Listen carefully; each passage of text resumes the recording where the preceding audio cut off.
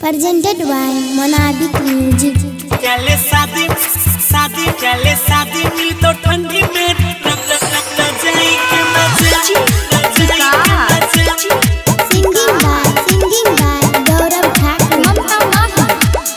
पानी पानी दहिया हमर करे छे सरसर रे, पूरी बदनिया ठंडी में कांपे छे थर थर रे। तो चले ने मजा ले लेबे। ए बाबू सुना, पानी पानी दहिया हमर करे छे सरसर रे, पूरी बदनिया ठंडी में कांपे छे थर थर रे।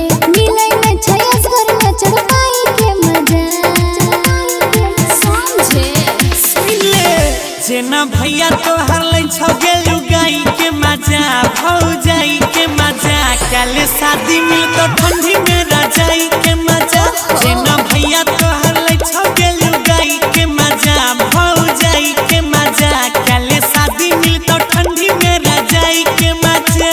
कुछ भी बोलते हो।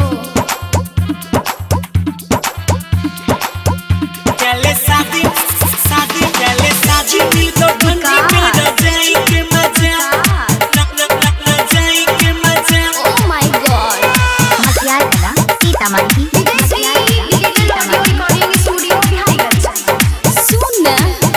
रोजो करे छिके तनो पाई दवाई कोनो काम न करे। अपना सैया संगे सट के सुतई छै गे छौड़ी सब घरे घरे तब न ठंडी भागता। रोजे करे छिके तनो पाई दवाई कोनो काम न करे। अपना सैया संगे सट के सुतई छै गे छौड़ी सब घरे घरे तू ही लले हमर अंगाराई के मजा। हाय दैया आबे दे दे तू हमरा पजियाई के मजा सटाई के मजा काले शादी मिल तो ठंडी में रजाई के मजा जेना भैया तो हर ले छ गेलु गाई के मजा भौ जाई के मजा काले शादी मिल तो ठंडी में रजाई के मजा। ट्राइयो त करे काले शादी शादी काले शादी मिल तो ठंडी में रजाई के मजा रजाई के मजा। Oh my God।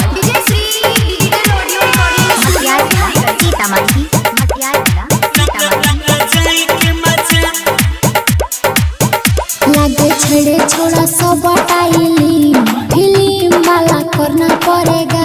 बनी जैते गेवे है वाला सीन जब तोरा ऊपर हम चढ़ेगा।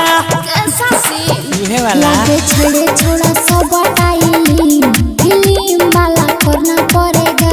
बनी जैते गेवे है वाला सीन जब तोरा ऊपर हम चढ़ेगा। गौरविया जनिक न छे जुदाई के मजा समझ में आया।